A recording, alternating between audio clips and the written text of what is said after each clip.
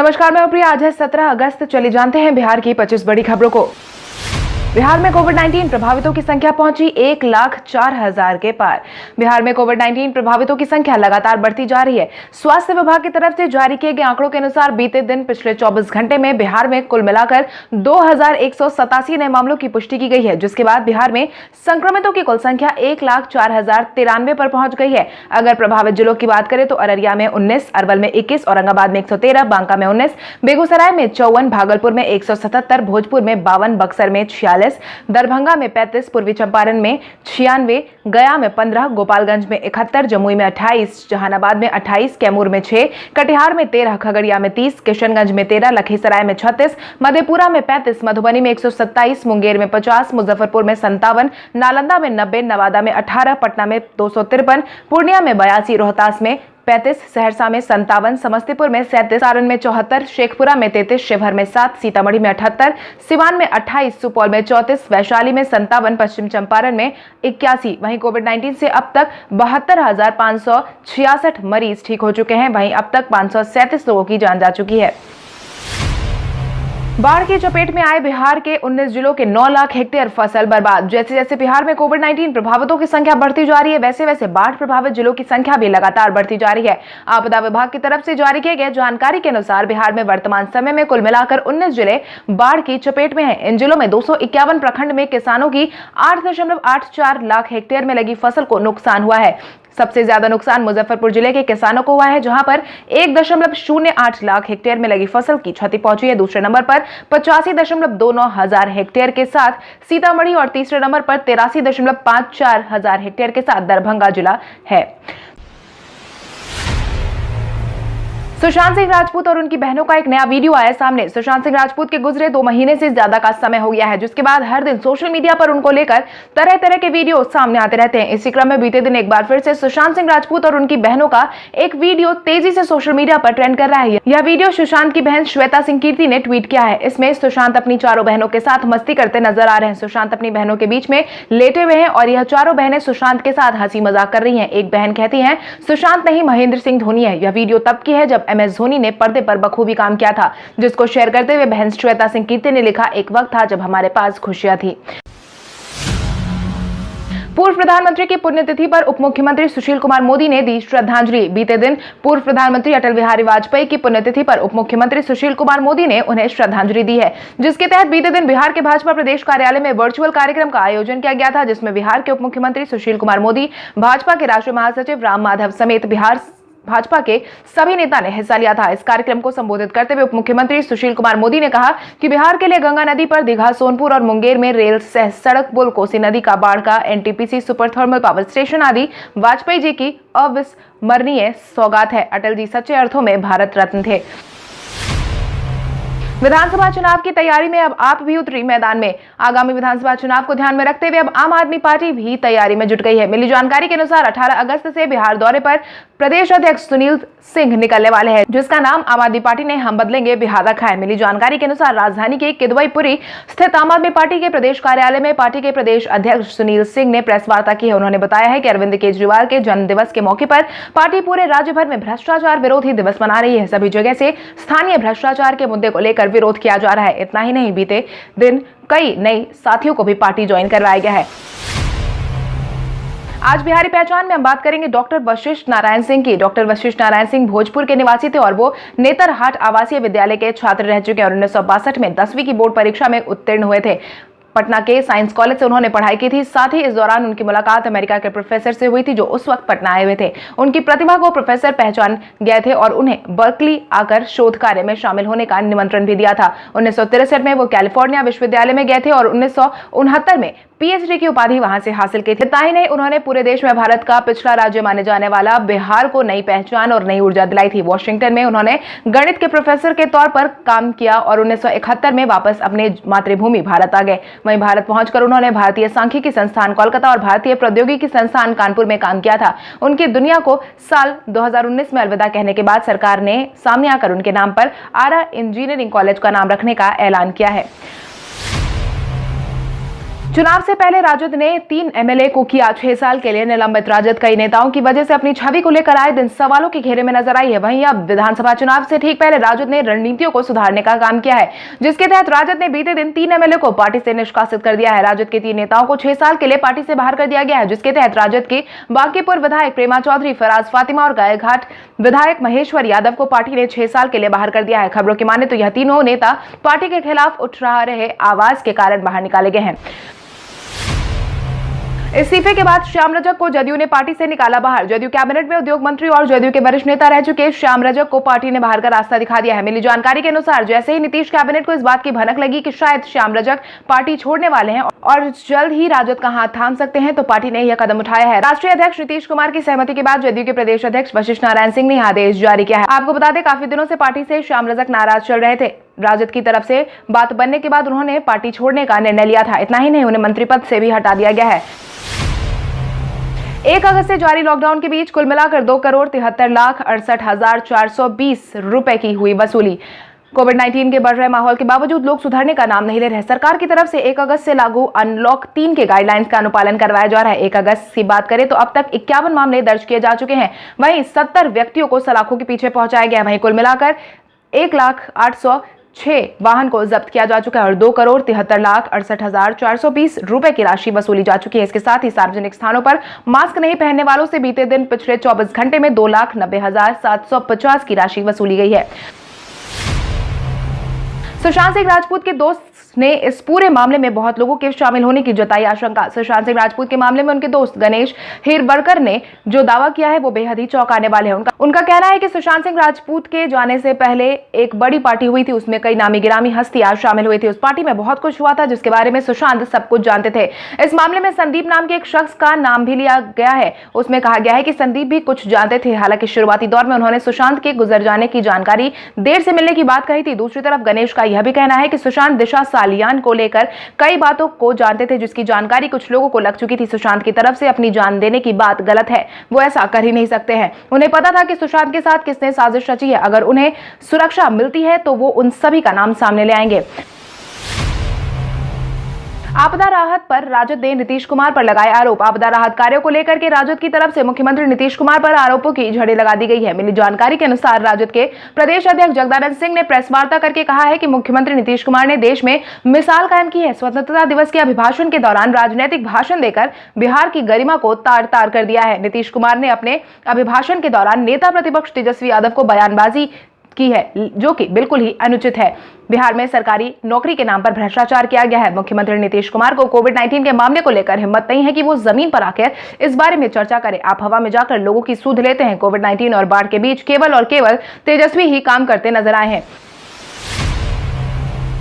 20 अगस्त तक महागठबंधन से रिश्ता तोड़ सकते हैं जीतन राम मांझी। एक बार फिर से जीतन राम मांझी का अल्टीमेटम सामने आया है। राजनीतिक गलियारे से आई खबरों के अनुसार हम अध्यक्ष जीतन राम मांझी आने वाली 20 अगस्त को कोई महत्वपूर्ण फैसला ले सकते हैं। उन्होंने 20 अगस्त को पार्टी की कोर कमेटी की बैठक बुलाई है। पार्टी सूत्रों की माने तो इसी दिन जदयू से गठबंधन के संबंधों में कोई अंतिम फैसला लिया जा सकता है। हालांकि गठबंधन की बात अभी फिलहाल तय मानी जा रही है। गठबंधन के स्वरूप और मिलने वाली सीटों को लेकर भी विचार विमर्श करेंगे। पार्टी ने वैसे उन्हें इस संबंध में कोई भी निर्णय लेने को अधिकृत कर दिया है। माना जा रहा है कि श्याम रजक के राजद में जाने की खबर से उन पर भी जदयू में शामिल होने का दबाव बढ़ गया है।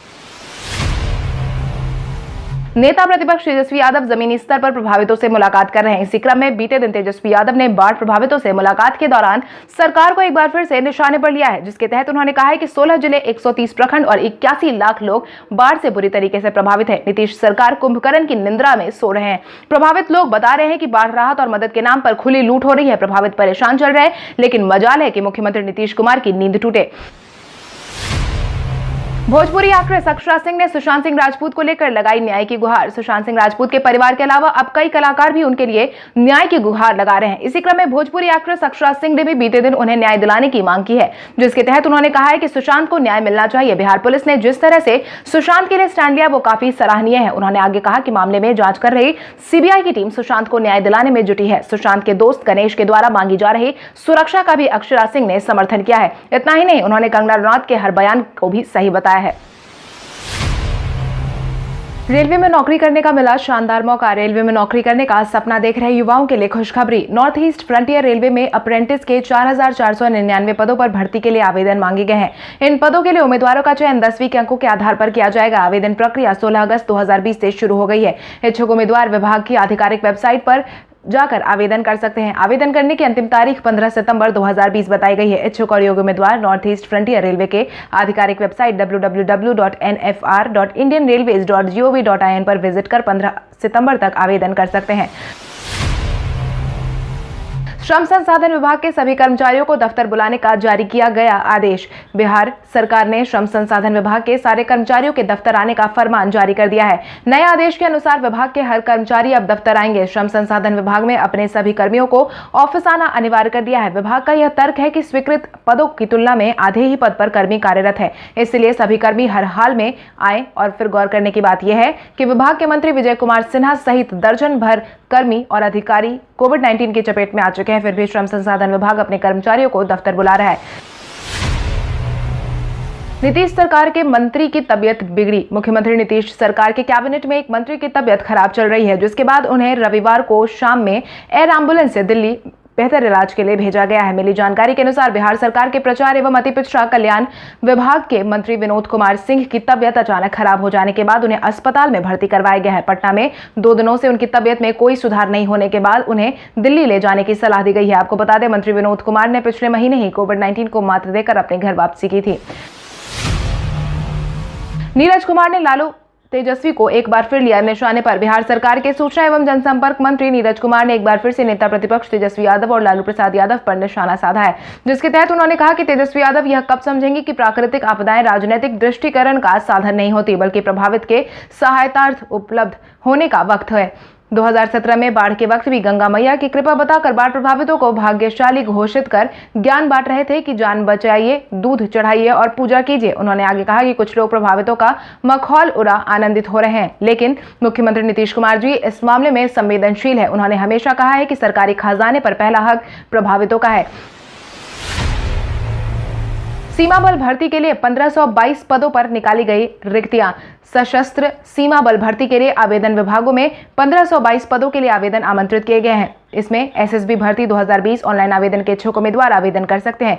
सशस्त्र सीमा बल भर्ती 2020 भारत सरकार के गृह मंत्रालय सरकार का हिस्सा है। इसके लिए सभी आधिकारिक वेबसाइट से आवेदन करना होगा। उम्मीदवारों को सबसे अच्छा मौका प्रदान कर रहा है जो भारतीय सेना में नवीनतम नौकरियां देख रहे हैं। इसके लिए बस सभी अभ्यर्थियों को www.ssbrectt.gov.in पर जाकर आवेदन करना है।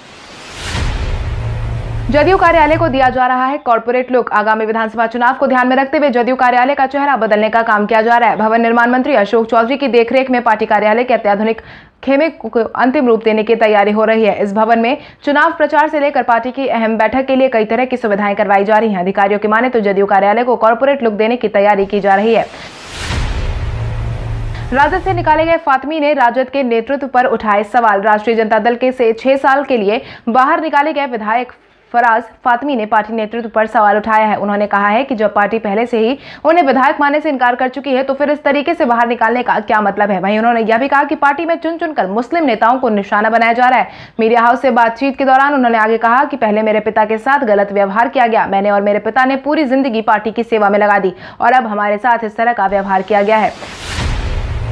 चिराग पासवान ने जदयू को लेकर फिर से कोरोना जांच पर दिया बड़ा बयान। चिराग पासवान और जदयू के बीच की रस्साकसी साफ तौर पर अब लोगों के सामने आ गई है। वहीं चिराग पासवान ने बीते दिन एक बार फिर से जदयू के खिलाफ बोलते नजर आए हैं, जिसके तहत उन्होंने कहा है कि उन्हें ना ही जदयू से दूरी है और ना ही नजदीकी बनाने का कोई शौक है। वो बिहार के मामलों पर बिहारी होने के नाते अपनी जिम्मेदारी समझते हुए बार बार सवाल उठा रहे हैं। जमुई दौरे पर पहुंचे चिराग पासवान ने बिहार में कोविड-19 की जांच को लेकर भी नाराजगी जाहिर की है। उन्होंने कहा कि कोविड-19 जांच 2 माध्यम से हो रही है, जिसमें रैपिड एंटीजन किट से आए परिणाम बिल्कुल सही नहीं ठहराए जा सकते हैं। आरटी-पीसीआर से जांच करवाना ज्यादा हितकारी होगा। महेंद्र सिंह धोनी के क्रिकेट से संन्यास लेते ही सुब्रमण्यम स्वामी ने राजनीति में आने का दिया न्योता। महेंद्र सिंह धोनी ने अपने संन्यास की घोषणा कर दी है, जिसके बाद अब उन्हें राजनीति में लाने की तैयारी की जा रही है। भाजपा सांसद सुब्रमण्यम स्वामी ने इस बाबत अपनी प्रतिक्रिया दी है, जिसके तहत उन्होंने कहा है कि महेंद्र सिंह धोनी को साल 2024 में होने वाले लोकसभा चुनाव में मैदान में उतारना चाहिए। आपकी लाजवाब कप्तानी और हुनर से महानतम क्रिकेटरों में शुमार 2 बार के विश्व कप विजेता भारत के पूर्व कप्तान महेंद्र सिंह धोनी ने शनिवार को ही अंतर्राष्ट्रीय क्रिकेट को अलविदा कहकर पिछले 1 साल से उनके भविष्य को लेकर लग रही अटकलों पर विराम लगा दिया है। महेंद्र सिंह धोनी क्रिकेट में रिटायर हो रहे हैं, लेकिन बाकी किसी में उनकी बाधाओं से मुकाबला करने और क्रिकेट में टीम का नेतृत्व करने की क्षमता रही है। उनकी जरूरत सार्वजनिक जीवन में है। उन्हें 2024 में होने वाले लोकसभा चुनाव में मैदान में उतरना चाहिए। त्योहारी सीजन में चीन को 40,000 करोड़ रुपए का झटका देने की शुरू हुई तैयारी। Conservation of all India traders देश में चीनी वस्तुओं के खिलाफ राष्ट्रीय मुहिम भारतीय समाज हमारा अभिमान चला रहा है।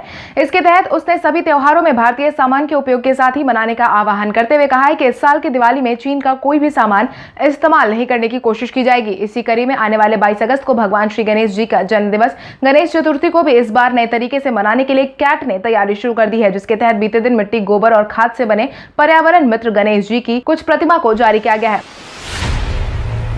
मोबाइल के बजाय लैंडलाइन नंबर से भी चल सकता है व्हाट्सएप चलाने के लिए सभी मोबाइल नंबर की जरूरत नहीं होगी। सभी लोग लैंडलाइन नंबर से भी आसानी से व्हाट्सएप को चला सकते हैं। इसके लिए बस सभी यूजर को व्हाट्सएप को डाउनलोड करना होगा, जिसके बाद उन्हें लैंडलाइन नंबर को सीधे व्हाट्सएप बिजनेस ऐप से जोड़ना होगा। लैंडलाइन से व्हाट्सएप चलाने के लिए ध्यान रहे कि आपको व्हाट्सएप बिजनेस इंस्टॉल करना होगा। आप अपने मोबाइल फोन, टैबलेट, लैपटॉप पर यूजर का कंट्री कोड डालना होगा, जिसके बाद फिर 10 अंकों का मोबाइल नंबर आपसे पूछा जाएगा, जहां पर मोबाइल नंबर के बजाय लैंडलाइन नंबर डालेंगे। आपके वेरिफिकेशन एसएमएस या कॉलिंग के जरिए आपके नंबर को वेरीफाई किया जाएगा, जिसमें आपको कॉलिंग का विकल्प चुनना होगा। कॉल करने के बाद आपको 6 अंक का ओटीपी बताया जाएगा, जिसको डालते ही आपका लैंडलाइन नंबर व्हाट्सएप पे इंसर्ट हो जाएगा।